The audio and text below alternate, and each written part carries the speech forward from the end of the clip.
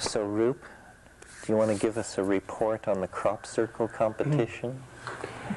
Yes, I'll start by asking if there's anybody here who hasn't heard about crop circles. Okay, well, I'll give a brief review of the background. The reason why I'm going to talk about this competition for crop circle making is that this competition took form in discussions between the three of us exactly a year ago right here at Esalen. And it's something which has taken place last month in England. And I'll tell you about it. But first, a brief summary of the whole thing. In 1979, a new phenomenon began to occur in southwestern England. In 1979, the first observed crop circles appeared. They were in a field of oats underneath one of these great white horses, ancient white horses cut into a hillside in Wessex, in southwestern England, the White Horse of Westbury. And in this oat field, under the gaze of the white horse, a large, perfect circle appeared in the field of flattened crop. The crop was flattened. Now, crops are often flattened by wind. It's called lodging, cereal crops. But this was so perfectly flattened, and the spiral swirling of the grain was so remarkable that it caused considerable interest. The place it happened was a couple of miles from one of the major UFO sighting points in southwestern England, and was immediately taken up by the UFO community in Britain, who thought this must be some landing pad in the field. And then another one appeared that year. So it attracted a little interest among UFO followers. The following year, 1980, there were 7 or 8 of these circles in southwestern England, most of them near ancient formations like Stonehenge and these white horses on hillsides. The year after, there were even more. By the mid-80s, there were something like 50 or 60 occurring every year. And the patterns were beginning to change, not just circles, but circles with satellite circles equally spaced around them. And by the late 80s, they were having circles with rings around them, and then further concentric rings. And these were quite large, 100 feet in diameter, 150 feet in diameter. They're called corn circles because they were mainly circular to start with. In England, the word corn doesn't mean what it means here. It means any cereal crop. We don't grow maize in England very much, so it's mostly wheat, barley, and oats, especially wheat and barley. Well, as this attracted more attention, it got into local newspapers, the media began to pick it up, the mystery of the crop circles began. And the first theory that was put forward, apart from the UFO theory, was put forward by Dr. Terence McKenna, a meteorologist, who claimed that these were formed by a special kind of vortex or whirlwind. And for quite a number of years, this was the main theory that those who can't tolerate the mysterious adopted. So this was the sort of scientific theory. However, as the circles proliferated, as they started getting satellite circles and rings, and then as rows of circles began to appear in fields and ever more complex formations, Meaden's plasma vortex theory had to be elaborated to account for this proliferating variety of formations. And of course, the biggest difficulty he had was explaining why, if this was a purely natural phenomenon, why the numbers seemed to be increasing, so why people hadn't seen them in the past, and why they were confined to these sites near Earth mystery points in southwestern England. Well,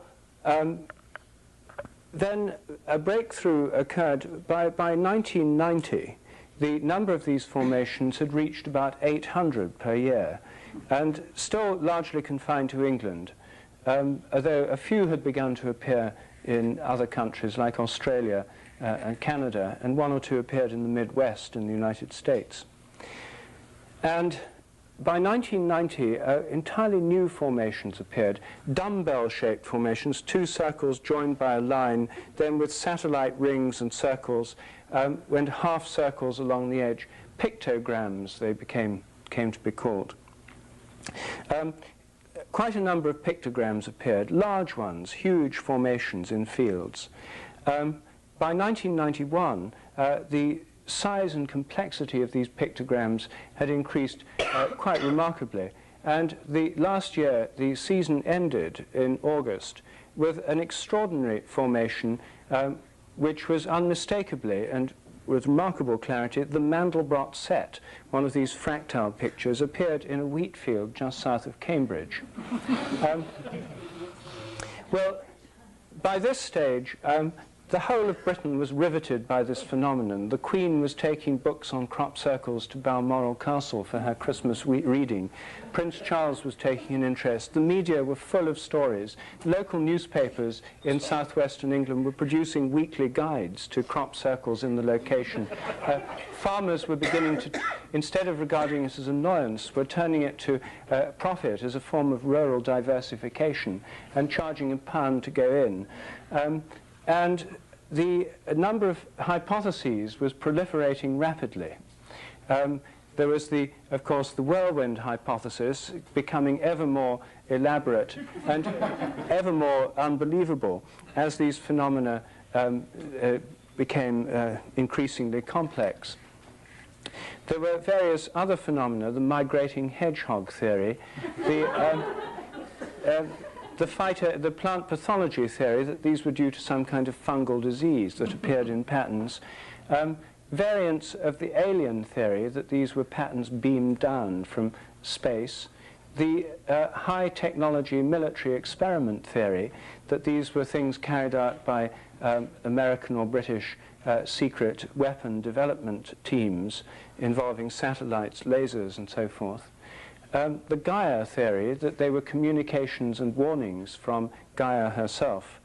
The Earth Mysteries theory, that they were somehow connected with these ancient places, and indeed this year has taken a new development. Several people, including Dr. Meaden himself, have proposed that Stonehenge, Avebury, and other great stone circles were in fact originally crop circles, which so amazed people at the time they put stones there to mark where they were, thus neatly accounting for the close proximity of crop circles to these ancient Earth mystery spots and ancient megalithic sites.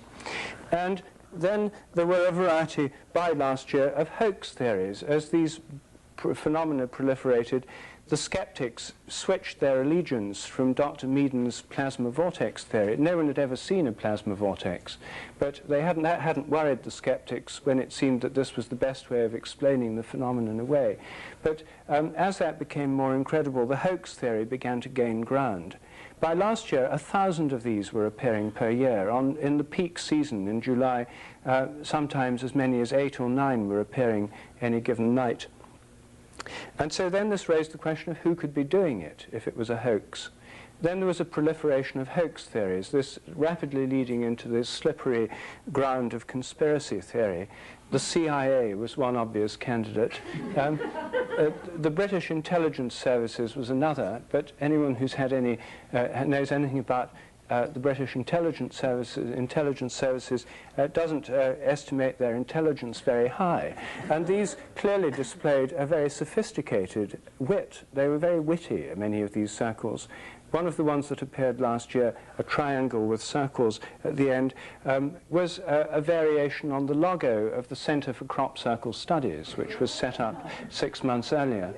There are now 5 or 6 magazines dealing with these phenomena. The Seriologist is the best known of them, and inevitably one called The Circular.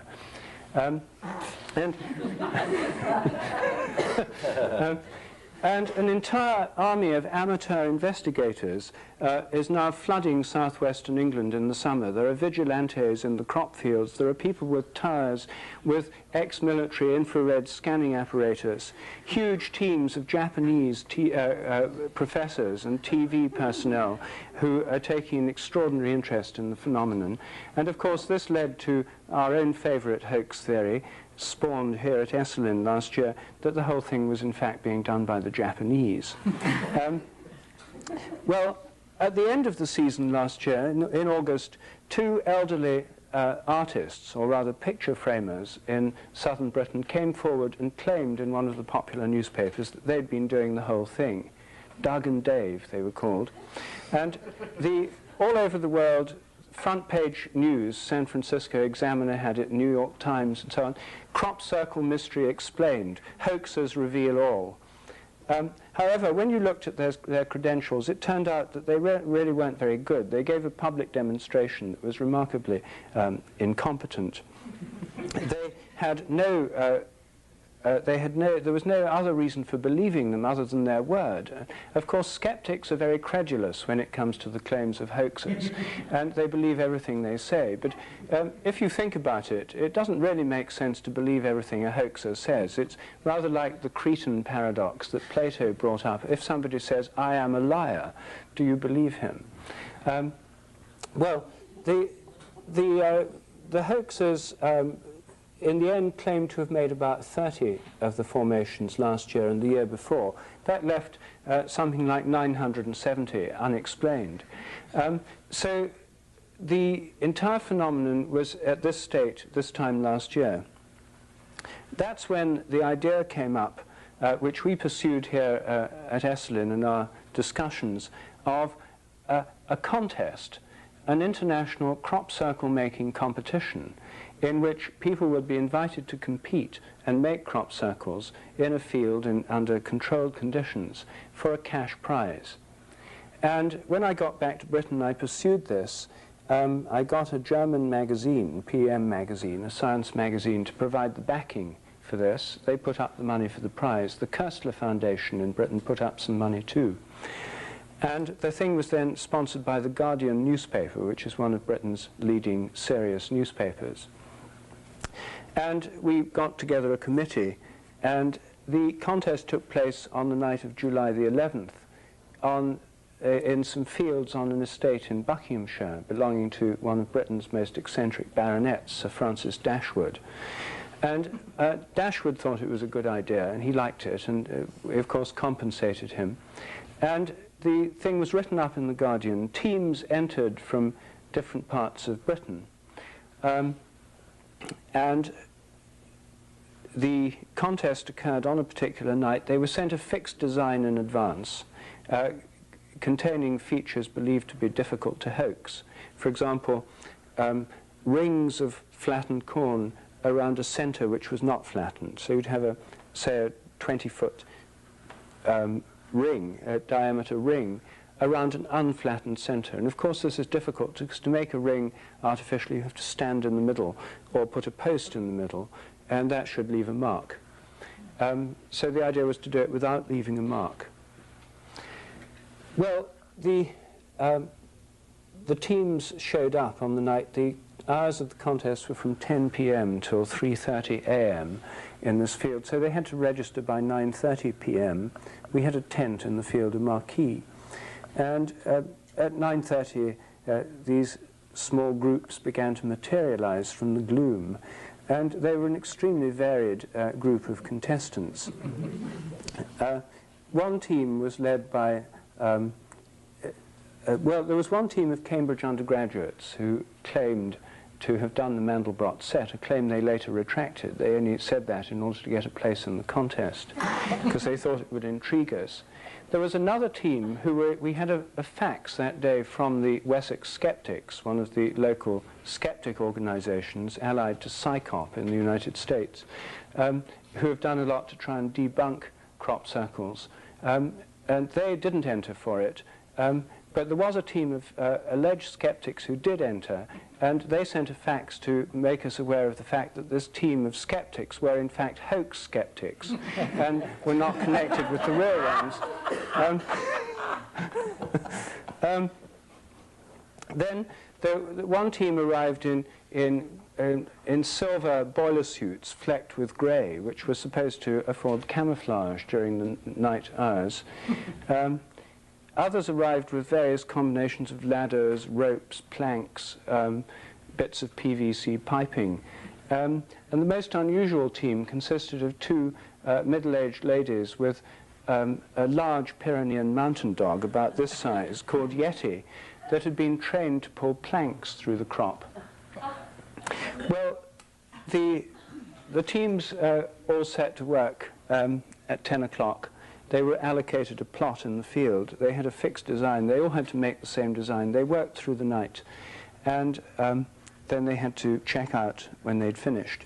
They were extremely silent. They disappeared into the field, and within a quarter of an hour you could hardly tell there were 50 or 60 people out there making crop circles.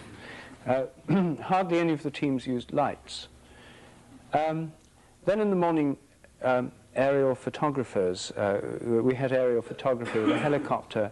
The judges moved in, went through the fields and examined them. There was a BBC radio broadcast that very morning, the Sunday morning, which was a special edition of their farming program called On Your Farm, which has about 1 million listeners in Britain.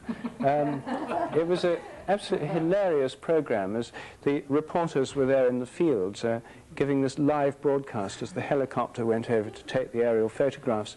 And it even had a flashback as one of their reporters was in the field at 2 in the morning, and as he whispered into the microphone, "I'm now in the field at 2 in the morning. There are about 50 people somewhere here making crop circles." Then it was discussed by a variety of farmers, Dashwood and others, on the program. I have a tape of that. It's an absolutely hilarious program. There's no time to play it tonight, though. Then the judging took place. The winners were selected. The winning team, in fact, consisted of 3 young men who were helicopter engineers from Somerset in Western England. The second prize went to a young American who did it all alone. The third prize went to the Cambridge undergraduates. And the other contestants some of them were pretty good. The standard was very high, much higher than some of us had expected. It showed that crop circles, many of them could be hoaxes, but of course it didn't prove that they are hoaxes. The fact that you can forge a $20 bill doesn't prove that all $20 bills are forgeries. So it left that question open. And given the peculiar and tricky nature of this phenomenon, it was some surprise, but not that great a surprise, to find that on the very night of our contest, when all the entrants in it had perfect alibis, no fewer than 3 major crop circles appeared elsewhere in Britain, one of them in a field just across the hill from where the contest was taking place, about a mile away.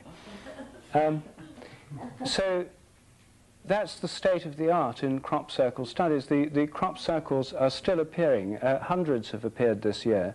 The designs vary. A lot of smallish circular ones have appeared this year.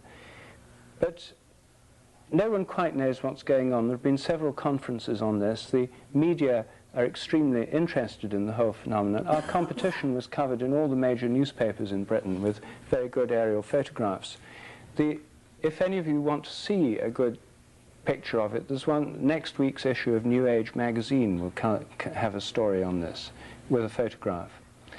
And so the whole thing is still a mystery. The phenomenon itself is completely mysterious. It's like a koan. Everything you think that will explain it is somehow refuted by something else. There's no, even this hoax hypothesis, which the skeptics most like, is itself unsubstantiated by evidence. No one's ever caught hoaxers doing it. No one's ever explained who they might be or what their motivation might be. And so that, although to many people it seems the most reasonable explanation, is itself entirely speculative. So there's something extraordinarily elusive about this phenomenon. The whole thing just continues, and each year brings its surprises, and the mystery remains unresolved. So that's just a brief summary of the state as it is at present. Well, it seems like the most interesting thing was that you were able to satisfy yourselves that as you said, the quality of the work was higher than anyone expected. So presumably we'll no longer be hearing that these things could not be made by human hands or defy rational understanding. What about the people who claim to measure special forms of radiation and electromagnetic did they go into the hoaxed fields and check? Yes, they were there. Everyone was there. And we even had special dowsers. Drinking pretty heavily, I dare say. Well, we had dowsers. There was a team of dowsers came along before the contest and dowsed the whole field to see whether the circles would affect the energy lines that dowsers can detect. They claim that real ones affect them, but hoax ones don't. Naturally, of course, they found there was no effect on these energy lines. But I mean, of course, they knew they were hoaxes, so it's very hard to know what that meant. The people who look for special radioactive phenomena were there taking samples, but I haven't heard the results yet. How did the great personalities in the controversy react to your contest? Well, Doug and Dave, the celebrated hoaxers, we invited to take part, but they refused to enter. Effectively, they've now been marginalized. Their bluff was called by this. They thought of every feeble excuse for not entering. First they said they didn't enter because the judges would be biased against them. And then we made it clear the judges wouldn't know who'd made each contest. They only judged the plots by number. They were not present during the time the formations were being made. Then they objected that they'd been treated most unfairly by the media, and they had a great resentment against the media. And we made it clear that we weren't the media, that this was a contest to find out more about it. They still refused. Anyway, I think probably the reason they refused is they couldn't have done very well under these conditions. The people who did do well, the winners, were very ingenious, but it was interesting that most of the winners themselves believed that the main phenomena are not hoaxes. And the winning team, the helicopter engineers, did have an awful lot of apparatus. They had lightweight aluminium ladders, about 12 feet long. They had long bits of telescopic PVC tubing, which they used to put out in the middle of the circle so they could mark the point without flattening the crop. And certainly if anybody walked around the fields of Britain with that kind of apparatus in the middle of the night, they'd quite easily be detected. What about this American who worked alone and came in second? He was extremely ingenious. He had a fair amount of apparatus. He had a roller, some ropes, strings, planks, and surveying apparatus. And again, I think he had to have a friend to help him carry it into the field. He had so much stuff he couldn't have carried it all by himself. Again, I doubt if he could have done formations under the eyes of these observers without being detected under more natural conditions. Had any of the participants in the contest claimed that they had ever done any of the previous ones? Yes. Yes, some of them did claim to be hoaxers, but again, the trouble is, you know, when someone says, I am a hoaxer, again, do you believe them or do you not, eh? None of them would offer any proof. Did they offer a motivation? None of them offered a motivation either. Interesting. In England, you don't need motivation. You mean for this kind of thing? Yeah. I mean, it's just for the madness of it. Yeah. I'm curious what your speculations are on. I simply don't know. I think here's an extraordinary mystery. It has millions of people throughout, almost everybody in England talks about these things. I mean, they're the subject of millions of person-hours of conversation and discussion. Almost everyone has an opinion. But it's amazing, in any group of people, you'll find a wide diversity of opinion. There's no consensus. There's no official position. The government has nothing to say on the subject. Academics and professors and so on in universities clam up the minute the thing's mentioned. So there is no official position. The whole thing exists in a kind of explanatory limbo. And there are no professors, experts, or government scientists who have anything to say on it. So it's a real mystery. I myself think that there may well be a mystery beyond hoaxing. Some are hoaxes, we do know that. There's no doubt that some of them are hoaxes. But those that are not hoaxes require explanations which really go off the end of the scale of anything that has so far been conceived of. They're completely mind-boggling, because you see, if you say, well, it's a natural phenomenon, that could account for the simple circles, the plasma vortex theory, although no one's ever seen this kind of stationary vortex. When you get to the designs, then these involve a degree of intelligence, of sophistication, of evolutionary formative process, which is way beyond anything that's been conceived of. I mean, they could be something like poltergeist phenomena of the collective unconscious, or something like that. Whatever the phenomenon is, it's highly interactive with human intelligence, human consciousness. A book came out last year about crop circles, pointing out their connection with Paleolithic rock markings, and had pictures of these, and some of them had, the Paleolithic ones on rocks in England, had ladders on them, ladder formations. 3 months after that book appeared, for the first time in the fields, ladders appeared in the crop circles. I've already mentioned the CCCS, the Centre for Crop Circle Studies, logo appearing in one of them. The Mandelbrot set appeared on August the 12th, 1991, and in the Cereologist magazine, which incidentally is a very good read, I recommend it. A letter was published in the last issue by somebody drawing attention to the fact that on August the 12th, 1990, a year to the day beforehand, a letter had appeared in the New Scientist magazine saying, crop circles have evolved to a remarkable complexity. How long will it be until we see a Mandelbrot set? Now, if we have a non-human intelligence at work here, it subscribes to the New Scientist. And so this requires a degree of interaction with human consciousness, which it's hard for most people, including myself, to conceive of. These are not just blind natural forces. If these things are mysterious, there are mysteries so mysterious that they go way off the scale of anything we know about. But you see, I think that we have to admit the possibility that such things could happen. They could be omens, communications, and if they are omens and communications, what are they trying to tell us? Why did they pick England? Is that the only place that anybody would believe? Yes, I think it's England's a very good place for this, because there's a widespread disillusionment, far greater than anywhere else I know in the West, with official science.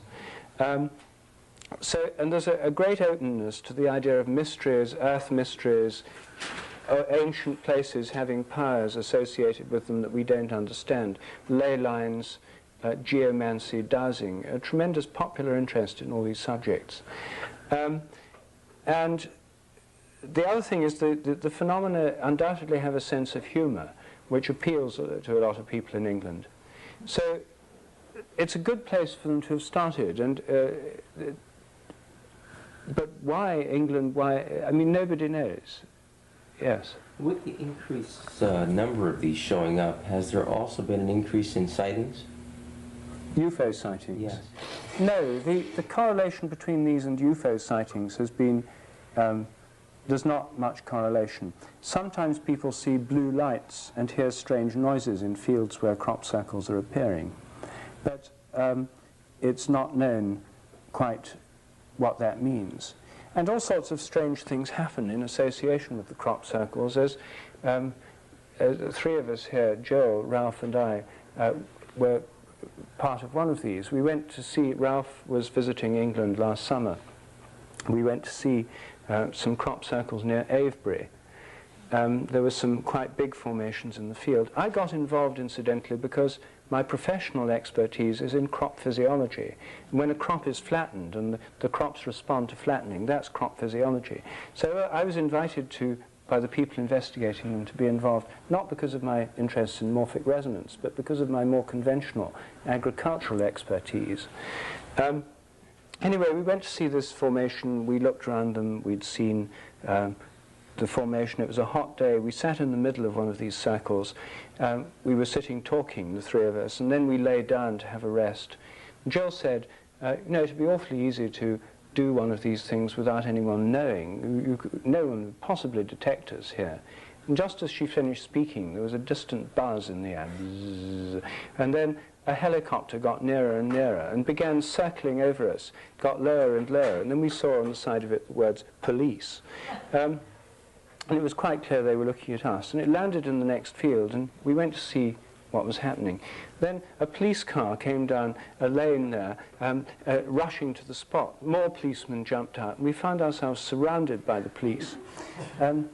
I then tried to explain to them that we were investigating this phenomenon, that Ralph was a professor of chaos at the University of California. Oh,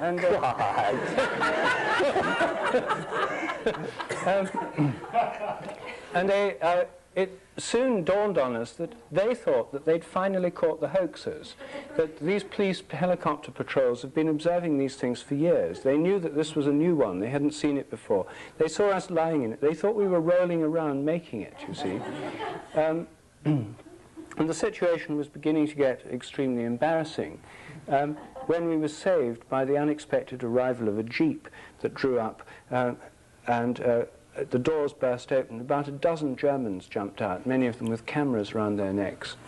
And the one who was the driver and obviously in charge went up and started talking to the police. Then he saw me, and he said, "Rupert," and I said, "Johannes." And it turned out that we knew each other. He was someone called the Baron Johannes von Buttelaar, who's an eccentric baron in Germany, who lives in a castle and writes books on UFOs, who was doing an investigation of these things.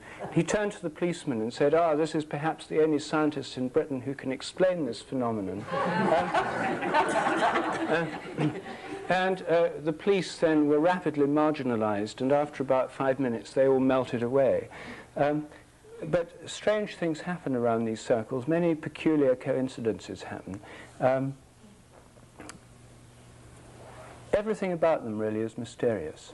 And it's a palpable mystery. I mean, there's no doubt the phenomenon occurs. Although it should be said, no one's ever seen one of these things come into existence. Has there been any methodical attempt to uncover it? Has there been any methodical coverage of the land to see if they can find it? You mean exhausted? You know, a method out of, you know what I'm saying? How about a high-tech satellite? Well, the thing is, you see, that the whole of this investigation is conducted by amateurs. There's no official effort at all. There's no official funding. There's just a deafening silence from the authorities, which means that the whole thing's done in the best British tradition by amateurs working in a very amateurish way. So there are people out there with sort of homemade watchtowers and binoculars and so on, and tape recorders. Last year they thought they'd finally tracked something down. People did recordings in crop circles and found a most extraordinary noise that could be picked up on the tape recording thing. Wah, wah, wah, wah, wah, wah, wah, wah, wah. Sounded really peculiar. And they then played this at conferences on crop circles, often slowing the tape down so that you could hear the sound more. It really sounded very impressive, and this was supposed to be this mysterious energy source that was behind them. Until recently, the tapes were heard by an amateur ornithologist who identified this as the nocturnal call of the grasshopper warbler, one of Britain's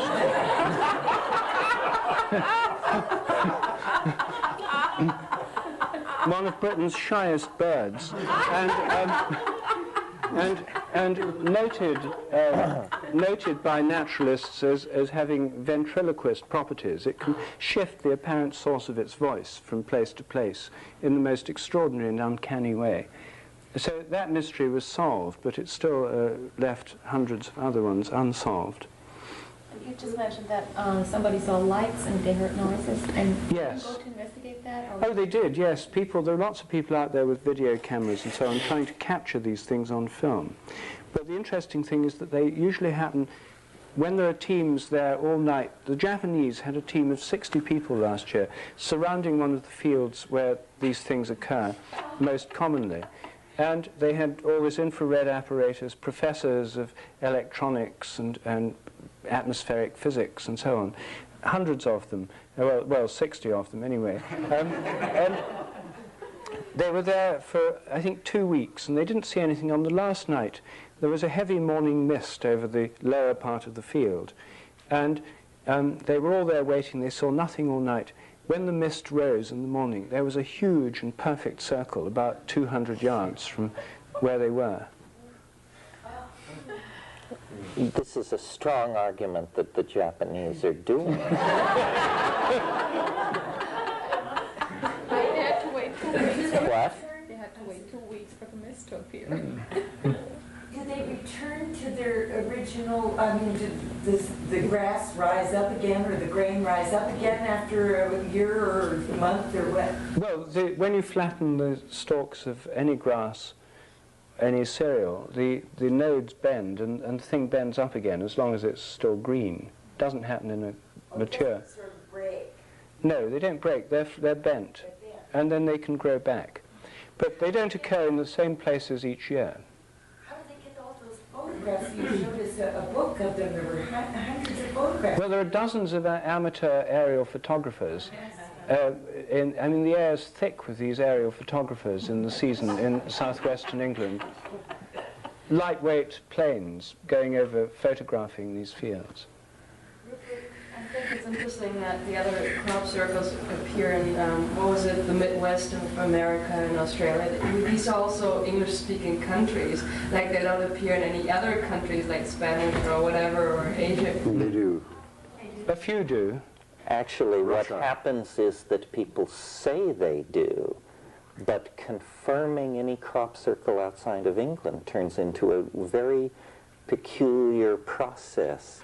I think it should be considered largely confined to the British Isles. These claims of crop circles in remote parts of the world are absolutely fraught with the specious. Well, there are photographs of ones in the Midwest and in Canada, but they're pretty crude, and they don't, I mean, they could well be hoaxes. And there are very few of them, too. What about this Mandelbrot set one? How good was it?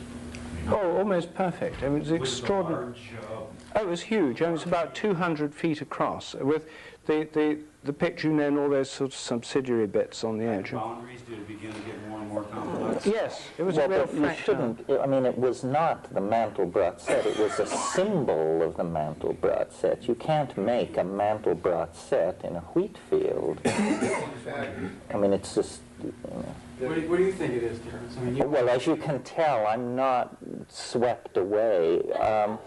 Well, I'm not sure, but I think that the kind of ratiocination that's been done so far has been incredibly friendly to the phenomenon. There's a whole bunch of funny stuff going on with this thing. First of all, no one has ever seen one come into existence, and yet you don't hear much talk about that. That's just glossed over. Clearly, if you saw one come into existence, you would know how it's made. That's why we don't see them come into existence. So whoever or whatever is making them doesn't want you to see it happening. The other thing that I find just incredibly bizarre that no one ever talks about is this is a part of England that is littered with Air Force bases, nuclear weapons depots, so forth and so on. We're asked to believe that the government of Great Britain is utterly sanguine about the fact that there are 1,000 violations of English airspace last summer in an area of high military security. It either means that the British government is utterly incompetent, or that they are perfectly confident that this poses no problem to their concerns, which means they know what it is. I think it's very, as somebody suggested, it's very odd that it occurs within driving distance of John Michel's front door. It's tailor-made for the English mind. Therefore, it must be made by the English mind, would be a conservative hypothesis. And, you know, at the beginning we were told no human being could possibly bend grain in this manner. Now we learn that actually it's easily done by some people. We were told that and I thought this was the most absurd thing. We were told that that serial stems can be bent in ways inexplicable by science. I defy you to show me a bent grass blade that is bent in a manner inexplicable to science. What could this possibly mean? So I think it's, well, our theory, which we didn't lay on you tonight, I don't know how strongly we all hold to this, but the number of Japanese at these sites is incredible. The amount of interest that the Japanese media have lavished on this thing seems all out of proportion. So, you know, we have a phenomenon. It is very weird, so the explanation is going to be weird. But before we believe that, you know, the Rigelians or the people who built Stonehenge are sending us a message, it seems reasonable that this is some kind of semiotics experiment being carried on by a very alien but human mind, guess whose, and that it's essentially a study of how the Western mind reacts to certain symbols, that these are the trademarks of the next millennium being test marketed on the gullible English public. I mean, so the Japanese have figured out a way to make these things. I envision a centuries-old cult of ninja stem snappers who, you know, at a given hand signal from their chief can drop their minoltas, rush into the fields, and in a few minutes, because the famous story that's always told is the story, as Rupert told it, about this Japanese team, and they studied and studied, and they had infrared, and they were, and then lo and behold, in the field behind them, this fantastic crop circle occurred while they were all supposedly looking at the field in front of them. So then this is told as a humorous story about the ways of the mysterious force that builds the crop circles. But it sounds to me like a story about how the Japanese do this. You know, they direct their own and hence everyone else's attention at point A. Then the ninja stem snapping team launches its attack, and there you have this great mystery. That's what Rupert did when he was conducting his contest. Wasn't he conducting his contest, and the next morning over in the other field, wasn't there Yes. Well, it was the ninja stem snappers thumbing their nose at... no, I have no idea. I think it feels like a disease in language or something. The problem is not the cereal crops of England. The problem is our own powers of observation and description. You know. You put forth explanations for the UFO phenomenon in a much more serious vein than you're not taking this. He's aging. As serious. Rupert described this as a palpable phenomenon, and I guess maybe the UFO phenomenon is less palpable. Is that accurate? Well, I liked it when it was. I went along with it for a while. But then, you see, I never have seen a crop circle. Ah. So I was relying on the couldn't be done by human hands. These statements were made by the experts, the John Michels and these people. They said all these things over and over in print. I don't know what they say now that Rupert has secured the fact that, in fact, Americans and helicopter mechanics, not two sets known for their perspicacity, are perfectly capable of making convincing crop circles. I haven't heard what John Michel says, but it's, you know, the breathless true believers always rush forward into the abyss and proclaim could only be done by the plebeians or somebody else. I think it's fraught, and I notice, you know, none of us have rushed to proclaim it a direct communication with the overmind. Well, wait a moment. Oh, you do? Well, I think it's worth considering Well, that's not exactly a ringing endorsement. how conservative you are in this regard at the same time as exhorting people in your books to go out and accept the existence of the transcendental other. Now, if we're going to take the transcendental other seriously, even just for the sake of discussion, why couldn't we have a communication from the overmind to the people? Oh, we could. And even though every circle is done by hoaxers, the amount of organization and coordination of all these thousands of hoaxers, no matter their race. This is a lawyer's argument. Launched from hell. As a matter of fact, it's a mathematician. He just made it. He just made it. Launched from heaven. The fact is that this strategy is taking advantage of the most advanced concepts in mathematical logic about the undecidable propositions. Rupert has mentioned the liar paradox. Here we have a strategy that's so devious that it presents phenomena which are actually undecidable and presents them with dressed in algorithms which are undecidable, such as the liar's paradox.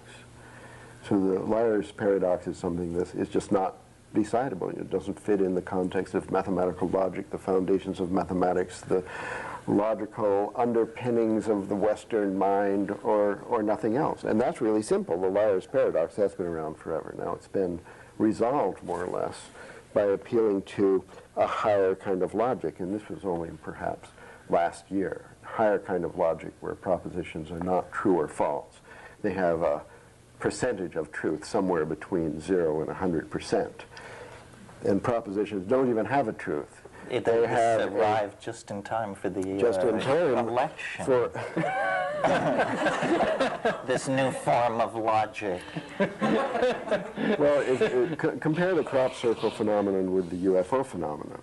There we've heard you in the past advocating the invisible circle idea, that the UFO phenomenon has been devised by some higher intelligence in order to confound science, right, to destroy the rational, to to deconstruct the Western mind, to give a fresh start to a new organization of the whole mental world. That's only a few years ago, and here's the crop circle phenomenon. It's much better. I mean, not everybody has seen a UFO, but anybody who wants to can go to England and see a crop circle. But imagine if all you had of UFOs were photographs. That's sort of the situation with the crop circle, this weird the whole absence. problem. Now here you are, you're a Gnostic. No, but you can't see them happen.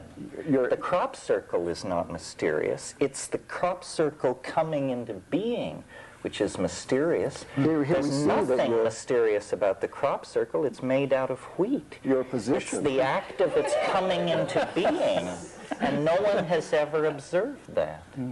Well, would it make any difference if you were standing by and saw the, as the policeman actually told us after landing the helicopter, that they had been flying along and they'd seen this circle gradually deepening over a period of a week.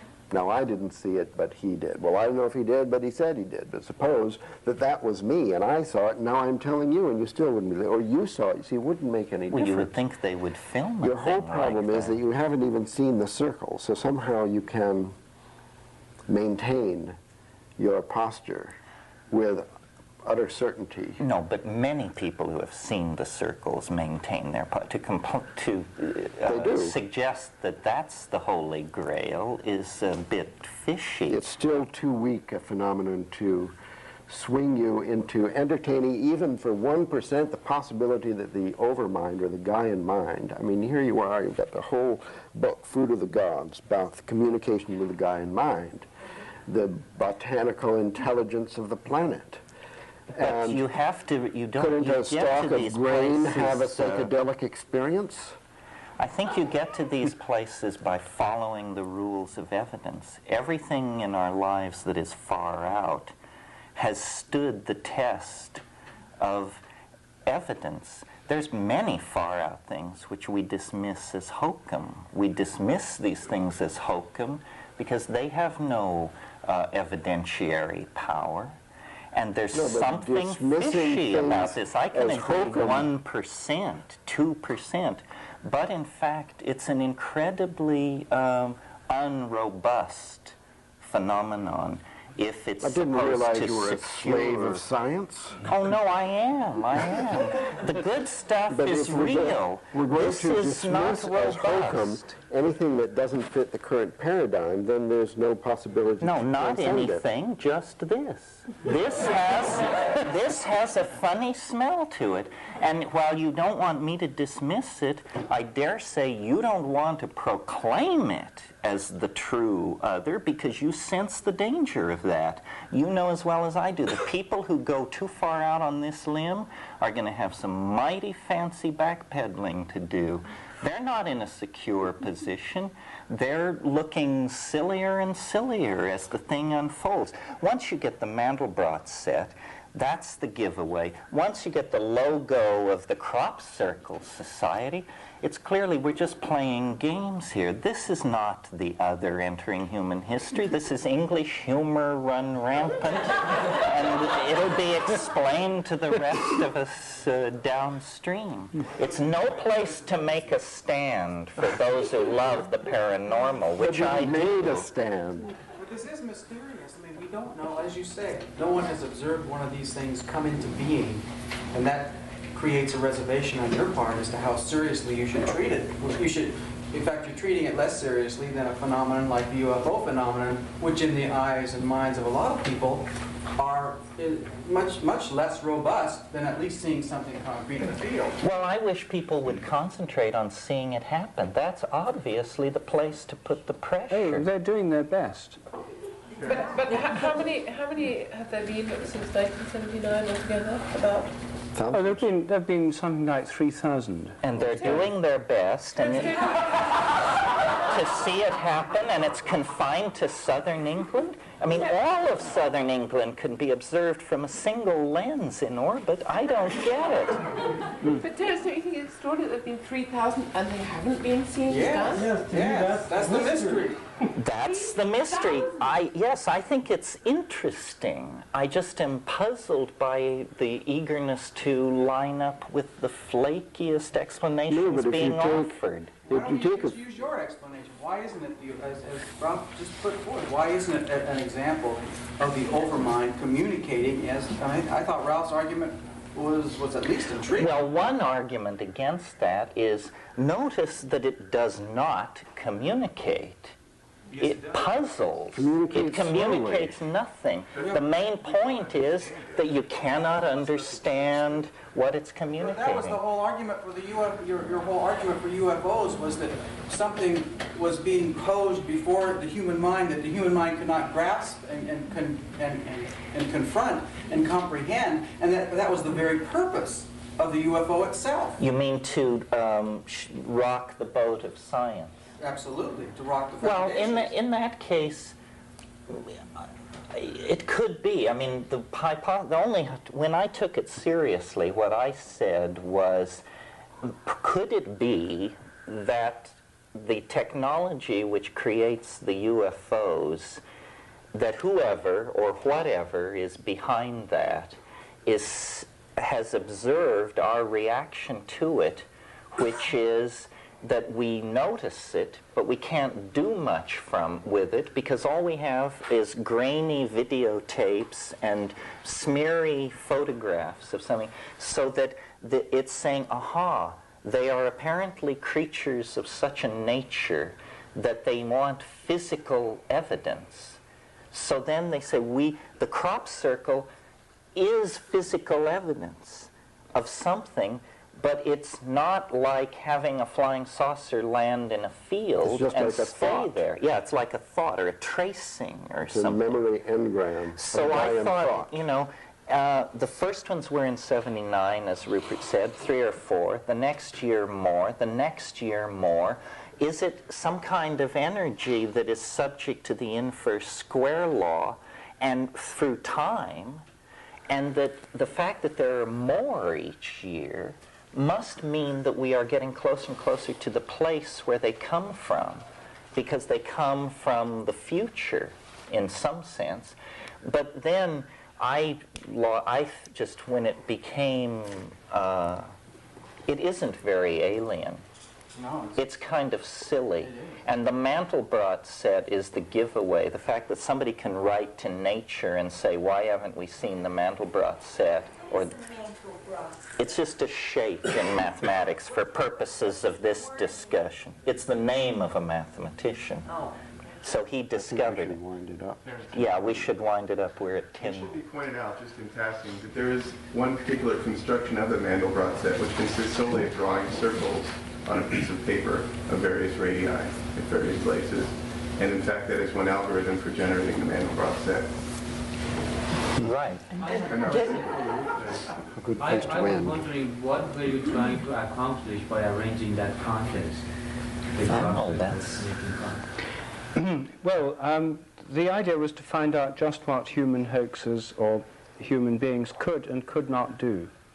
Because last year the central debate was, is it or is it not a hoax? And there was a huge amount of speculation. The skeptics would say hoaxes can do everything. The true believers in the mystery of crop circles would say a lot of things about what hoaxes couldn't do. But nobody actually knew, since no one had ever seen a hoaxer in operation, except Doug and Dave in a public demonstration, which was extraordinarily incompetent. So it was an attempt to further our understanding of just what could and couldn't be done. There was a large prize, £3,000. It's about $6,000, which was quite a strong incentive for people to be as ingenious as they could be. How about one experiment of having maybe a Peruvian shaman take ayahuasca for mushrooms and possibly maybe communicate in some way, or Well, we didn't rule out any means of making them. People could have done it that way if they liked within the contest. I think the contest, what it did show was that more could be done by human beings than many people had thought possible. In that sense... Contrary to your own theory that this could be done by human beings. This is an area where I don't have any particular theory. I'm genuinely open-minded about crop circles. You don't see morphic resonance possibilities here? Oh, yes. Well, they're field phenomena in the most literal sense, aren't they?